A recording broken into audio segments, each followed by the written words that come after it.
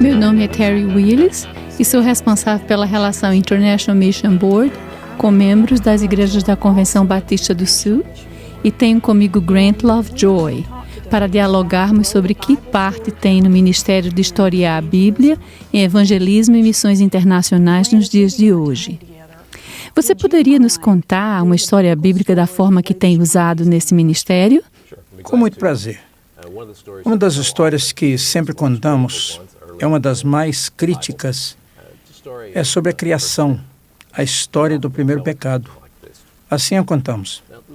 A serpente era mais inteligente que todos os animais que Deus tinha feito.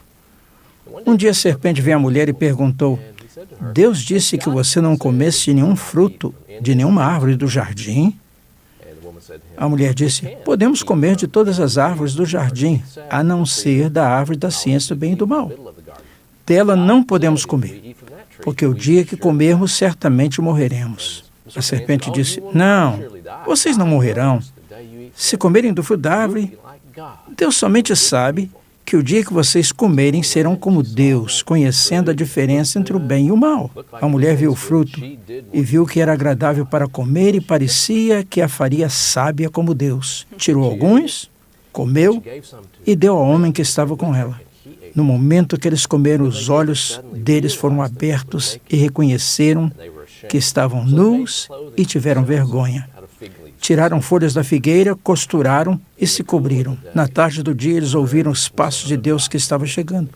Foram e se esconderam entre as árvores. Deus o chamou e perguntou: homem, onde você está? Ele respondeu: estamos aqui, estamos escondidos, estamos nus e estamos com vergonha, e por isso nos escondemos. Deus perguntou: como vocês sabiam que estavam nus? Vocês comeram da árvore que disse que não comessem? O homem respondeu: a mulher que tu me deste, ela me deu o fruto e comi. Deus então perguntou à mulher: por que você comeu? Ela respondeu: a serpente me enganou. Deus então pronunciou uma maldição contra a serpente. Por causa do que você fez, você se arrastará no pó da terra por toda a sua vida. Eu porei inimizade entre você e a semente da mulher. Você ferirá seu calcanhar, mas ele esmagará a sua cabeça. Deus disse também à mulher: por causa do que você fez, eu aumentarei as dores do seu parto. Seu desejo será para o seu marido, e ele governará sobre você. Ao homem, Deus disse: porque você ouviu a sua mulher e me desobedeceu, a terra será maldita. E agora você se alimentará do suor do seu rosto. A terra dará espinhos e abrolhos para você. Você trabalhará desta maneira até o dia que morra. Você foi feito do barro e ao barro você voltará. Então Deus os vestiu com roupa feita de pele de animais e disse: se permitirmos ao homem que continue no jardim, ele talvez coma da árvore da vida e viva para sempre. Deus então ordenou que o homem e a mulher saíssem do jardim e colocou ali um anjo com uma espada de fogo para guardar o jardim e não permitir que eles ou outra qualquer pessoa voltasse ao jardim. Essa é a história da tentação. Depois que contamos a história, geralmente queremos dialogar com a pessoa e perguntamos: o que foi que você gostou dentro dessa história? É muito interessante ver o que elas gostaram da história. Depois, geralmente, perguntamos: houve alguma coisa nessa história que foi difícil para você entender? Alguma coisa difícil de aceitar? Especialmente com as pessoas que não são seguidores de Cristo, é importante saber o que elas não entenderam e não aceitaram. Depois, então, vem a pergunta mais importante. Porque isso é a narração de uma história com um propósito ministerial. Então perguntamos às pessoas: nessa história, como Deus se parece? Uma das perguntas centrais do cristianismo seria: quem é Deus? Como é Ele? Como deveria ser o nosso relacionamento com Ele? Para mim, este é o miolo do que estamos fazendo. E essas perguntas são centrais. Que forma maravilhosa de comunicar a palavra de Deus. É fácil de entender, concisa, bem conectada, mas eu observei que você relatou a história de forma bem simples, sem embelezá-la. Isso foi intencional? Sim, foi. Se você já esteve na igreja, então já viu pastores que embelezam as histórias bíblicas nas pregações, e eles sempre têm algum propósito ou alguma razão para isto. Muitas vezes que contamos essas histórias, as pessoas que a ouvem não têm Bíblias e nem saberiam como buscar na Bíblia essas histórias quando as contamos. Então se torna uma necessidade que sejam descritas fielmente e que sirvamos as pessoas bem.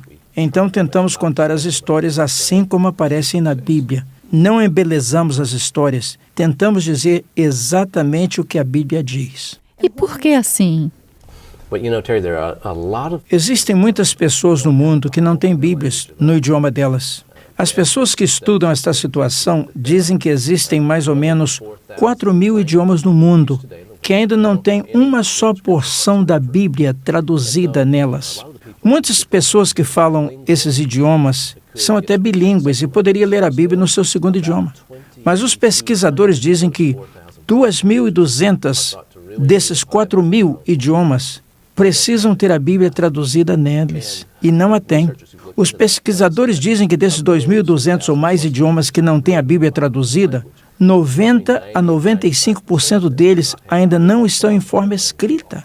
Assim que se vamos prover estas pessoas com a Bíblia escrita, teremos que conhecer o idioma delas muito bem, prover todos os sons daquele idioma e criar letras que definam cada som e então colocar em uma maneira escrita para poder ensinar às pessoas aquele novo sistema criado. É uma tarefa muito difícil e técnica. Ela envolve muitas coisas. Assim que, se formos compartilhar com eles a história bíblica falada, teremos o melhor veículo que eles possam ouvir a palavra de Deus. A nossa responsabilidade é contar a história bíblica corretamente, sem embelezar, sem trazer confusão sobre o que a palavra de Deus diz, e não o que as nossas especulações nos levaram a contar. Então você está relacionado com aprendizado oral. O que você quer dizer com aprendizado oral? A expressão oralinal não é uma expressão comum entre as pessoas que falam inglês ou português. Tem referência às pessoas que somente podem entender o seu idioma quando é falado, que dependem, para que possa viver, que seu idioma seja compartilhado oralmente e não escrito ou impresso. Muitas pessoas que vivem por oralidade o fazem por necessidade. Eles falam um idioma que ainda não existe nada nele por escrito. Outros, seu idioma já está em ortografia, mas preferem que lhes comuniquem oralmente, porque é mais fácil ou porque são analfabetos. Sabemos que existem muitas pessoas que preferem ouvir seu idioma a ler.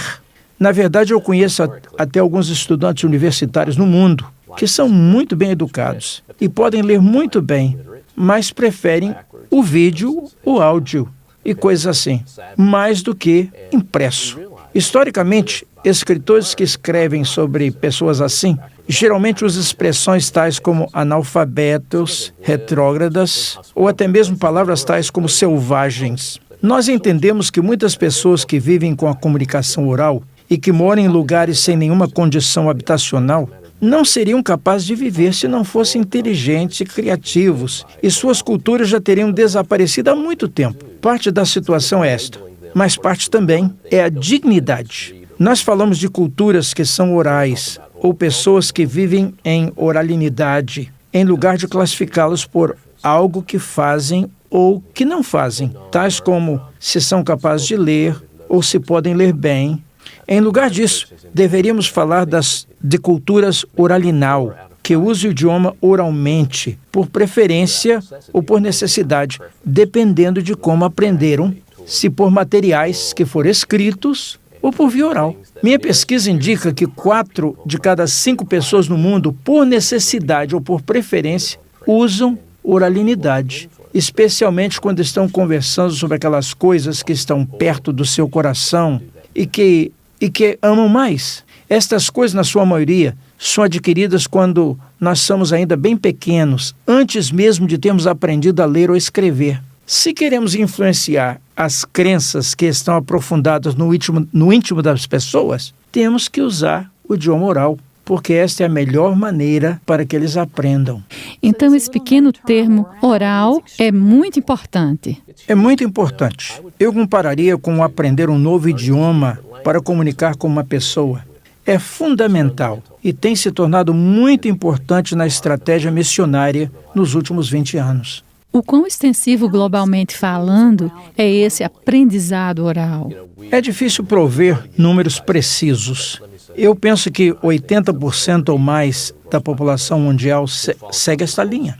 Desde aqueles que não sabem ler em nenhum idioma e que não foram escolarizados, há aqueles que já sabem ler por mais de 3 a 5 anos, mas não seriam capazes de ler a Bíblia e entendê-la facilmente. Eu colocaria, no final, os estudantes universitários que não gostam de ler os livros das diferentes matérias que estão estudando. Eu tenho estado conversando com alguns professores universitários, e eu fui um deles também, e todos entendem que muitos estudantes não gostam de aprender através da leitura de livros. Eles preferem aprender através de outro sistema que não seja o impresso. Isso é geral. Se você está planejando uma estratégia de comunicação e assume que todos que você estará alcançando preferem a comunicação oral, você estará num patamar mais seguro do que assumir que todos preferem a comunicação escrita. Uma das coisas que nos ajuda muito nesta área, até mesmo na comunicação com aqueles que são bem escolarizados, é entender que todas as pessoas começaram sua aprendizagem com o sistema oral. Aprender a ler tomou uma boa parte das suas vidas. Eles podem até ler muito bem e serem ávidos leitores. Podem até preferir a comunicação escrita, mas foram bem treinados na comunicação oral na sua meninice e aprendem também muito bem com o ensino compartilhado oralmente. Honestamente, uma nota fora do contexto. A coisa interessante que descobrimos há uns 10 anos passados foi que as pessoas que são surdas mudas têm algumas características semelhantes às pessoas que preferem a comunicação oral. Estas pessoas não podem escutar ou até não falar, mas preferem a comunicação não ortográfica, porque é a linguagem do coração. E a Libra é um idioma não ortográfico.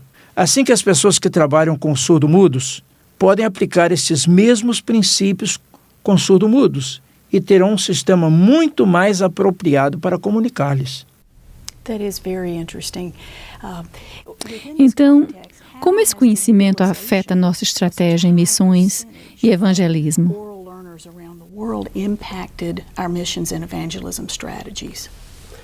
Darei uma ou duas maneiras muito importantes.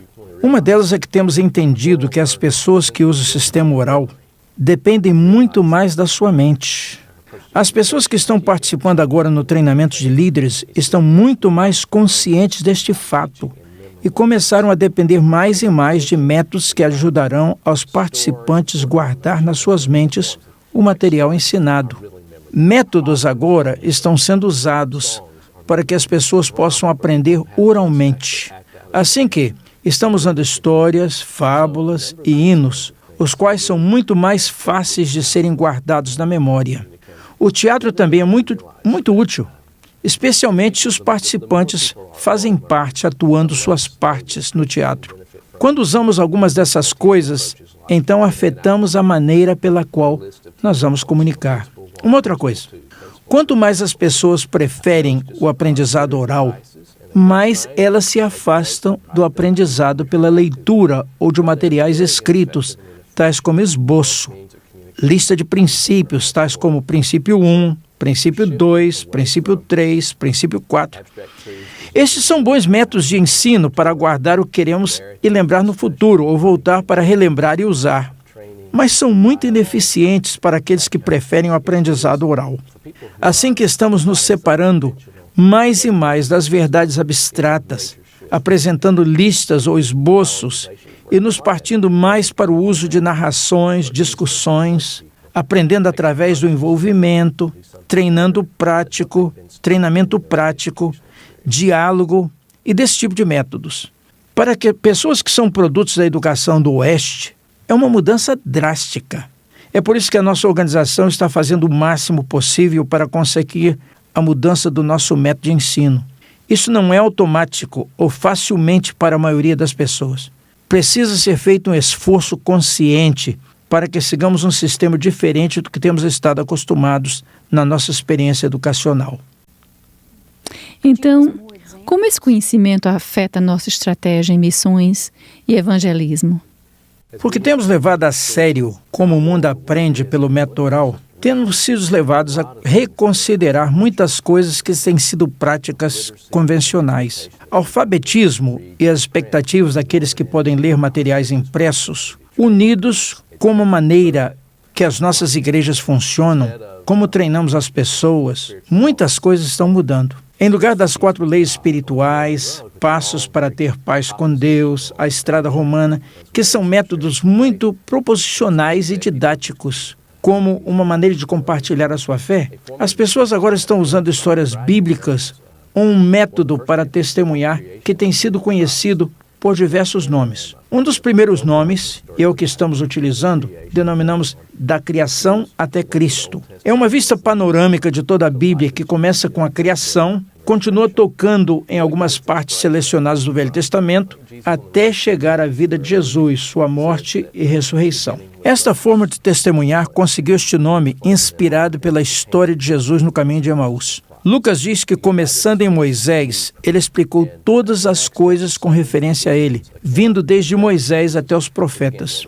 Você tem a ideia que Jesus, naquela experiência, ele incorporou tudo. Em Atos 7, você encontra Estevão contando a história sobre a sua fé em Cristo. Nela você também tem o mesmo sentimento, que aquela é uma história panorâmica, global, da história de Israel. Você encontra a mesma coisa em Atos 13. Paulo também faz a mesma coisa. As pessoas estão fazendo um número de variações. Em 5, 7 ou 15 minutos, se pode contar a história com esta visão panorâmica e se torna muito eficiente. No discipulado também se pode fazer a mesma coisa. No lugar de entregar um manual onde a pessoa busca versículos da Bíblia para responder as perguntas, o discipulado se torna muito mais fácil porque estamos aprendendo no fazer, com mais enfoque no método de aprendizado oral, com provérbios, histórias, hinos, dramas, coisas como esta. O discípulo está vivendo sua fé em relação a outros, prestando contas, em lugar de um método baseado somente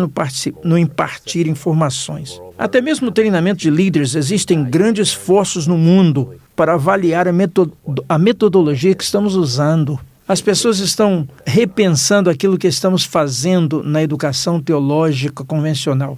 Como podemos fazê-la mais acessível às pessoas que aprendem oralmente? Como estamos ensinando? Como podemos avaliar a maneira que estamos ensinando?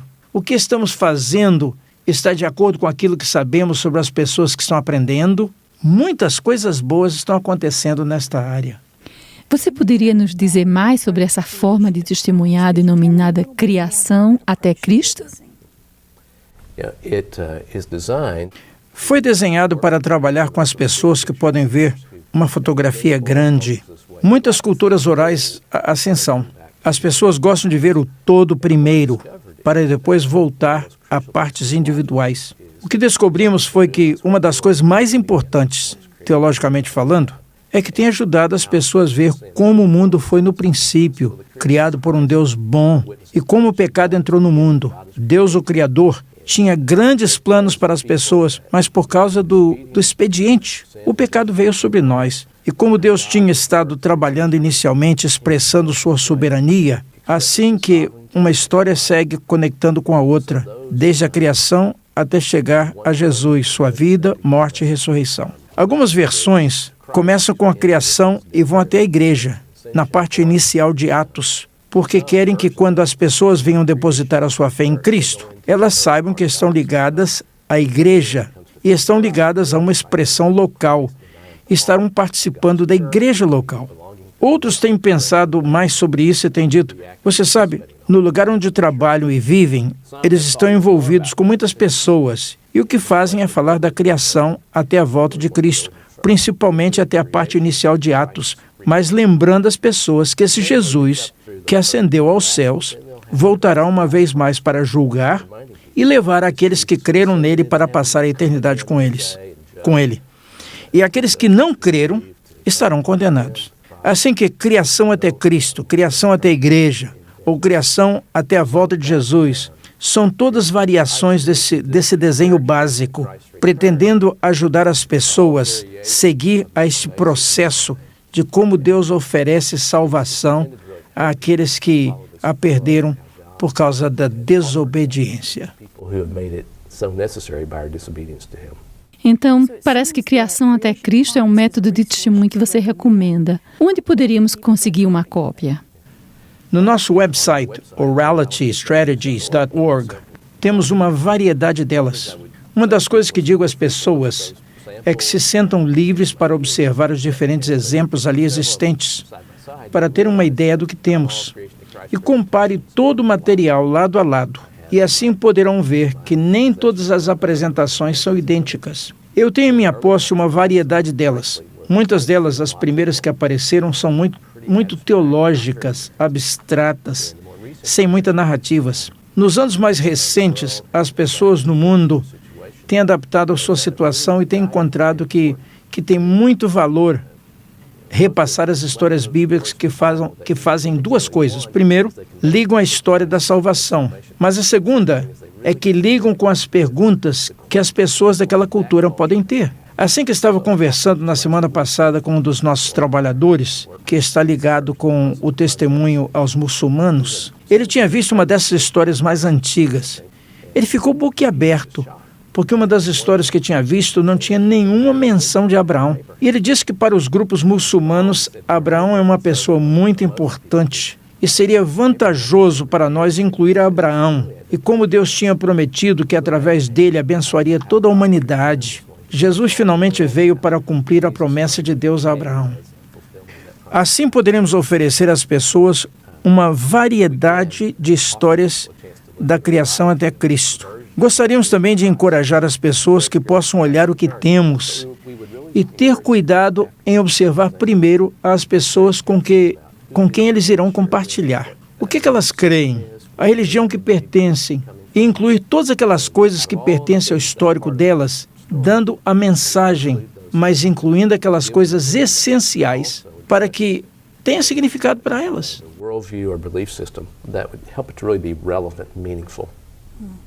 You've given a whole array of ways people need to consider their context. Teríamos outras razões para conduzir o uso dessas histórias de missões? Would drive people to want to use Bible stories in missions. Yeah.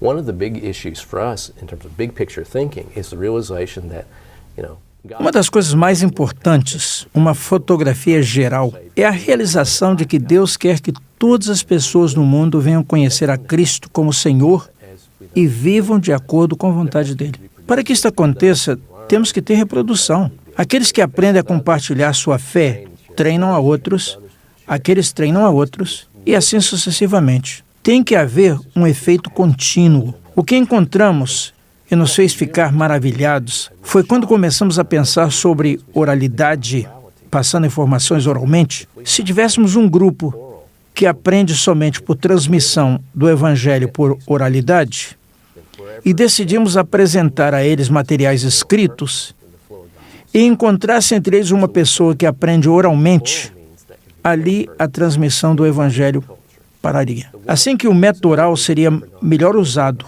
E uma mulher anciã que nunca tivesse ido à escola um só dia da sua vida, através do método oral, poderia ir para ela e dela para outras pessoas. Enquanto se usássemos outros meios, tais como materiais escritos, não passaria dali. Assim que o método oral é muito reprodutivo. A segunda coisa que faz essa estratégia importante é pelo fato de que, infelizmente, em muitas partes do mundo, se você recebesse o Evangelho, terminaria na prisão, talvez por muito tempo, por estar vivenciando a sua fé. Nesses lugares onde colocam os crentes na prisão, eles não deixam que as pessoas levem as suas Bíblias com elas para cárcere.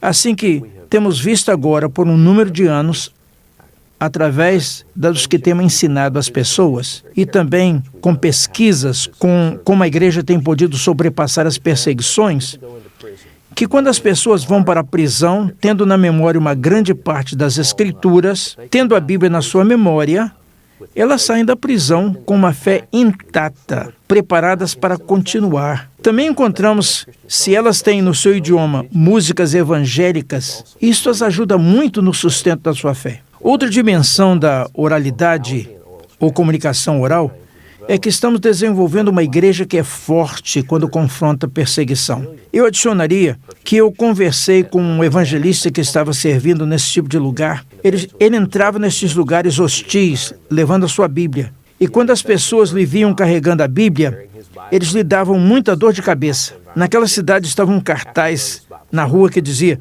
se você vir uma pessoa carregando sua Bíblia, dê uma surra nela. Ele me disse: agora que tenho as histórias na minha mente, na minha memória, eu não carrego mais a minha Bíblia. E tem se tornado muito mais seguro para mim e também para as pessoas que estão na prisão. Com a Bíblia em forma oral nas suas mentes, quando os guardas vêm às suas celas e esquadrinham suas coisas, não encontram Bíblias e assim é mais difícil persegui-las.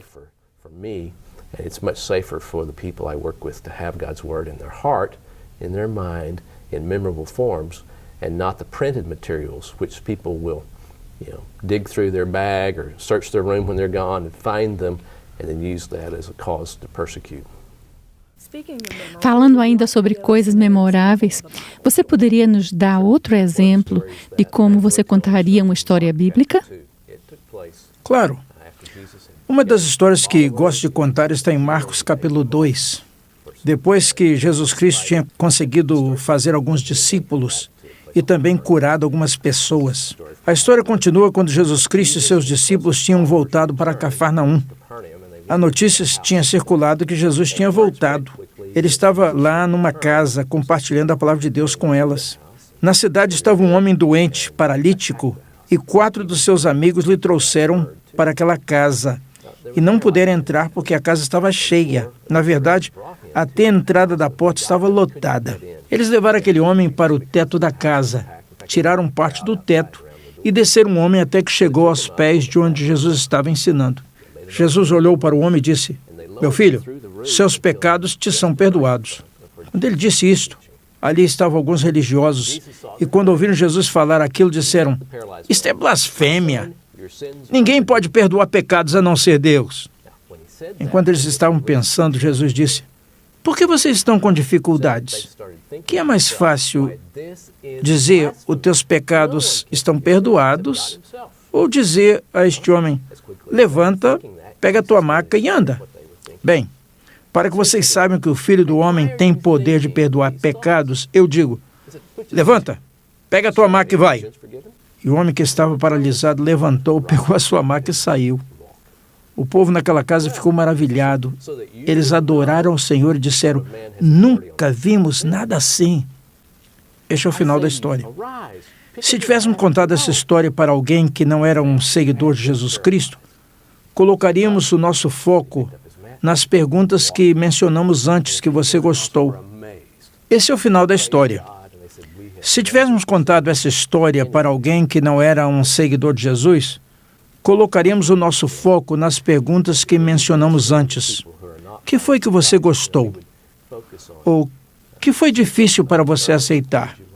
O que foi difícil para você entender? Neste caso, perguntaríamos: o que isto mostra sobre Jesus? O que isso mostra sobre Jesus e a sua relação com as pessoas? Se eu estivesse conversando com pessoas que não fossem seguidores de Jesus, eu diria: de acordo com essa história, se você precisasse dos seus pecados perdoados, a quem você iria? Em qual base Jesus fez este milagre? Qual foi a coisa que veio antes que ele fizesse o milagre e pronunciado que o paralítico estava perdoado? Isto ajudaria a pessoa a entender mais sobre a sua própria fé. Ajudaria a pessoa a entender o que estava por trás dessa história. Com a ajuda de boas perguntas e o trabalho do Espírito Santo na vida delas, nós poderíamos ajudá-las muito. Uau, que forma maravilhosa de comunicar a palavra de Deus. Onde as pessoas poderiam buscar informações para aprender mais sobre aprendizado oral e como contar histórias bíblicas? No nosso escritório temos um site que se chama oralitystrategies.org. Temos uma variedade muito grande de materiais que nos ensinam como fazer, exemplo de bons cristãos, exemplos sobre Jesus, apresentações às igrejas histórias especialmente dirigidas a muitas culturas e idiomas no mundo.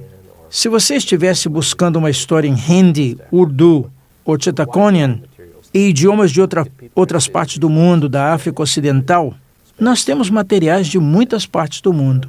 Se estiverem interessados em materiais em espanhol, temos um website em espanhol que alguns dos nossos colegas criaram, cantaré.org, e uma variedade de materiais em espanhol e também em inglês. Existem outros websites, mas creio que estes dois são bons lugares para começar. No website oralitystrategies.org, a intenção é ajudar as pessoas que têm um bom começo. Nós também temos links com outros websites e cremos que podemos ajudar as pessoas se elas começarem com o Orality. Foi sem dúvida muito interessante aprender e ouvir sobre os métodos que Deus está usando para atrair as pessoas à fé em Cristo. Grant, somos muito gratas pelo seu tempo e por compartilhar conosco nesse diálogo. Foi um prazer. Este é um tópico que eu fico muito contente em compartilhar.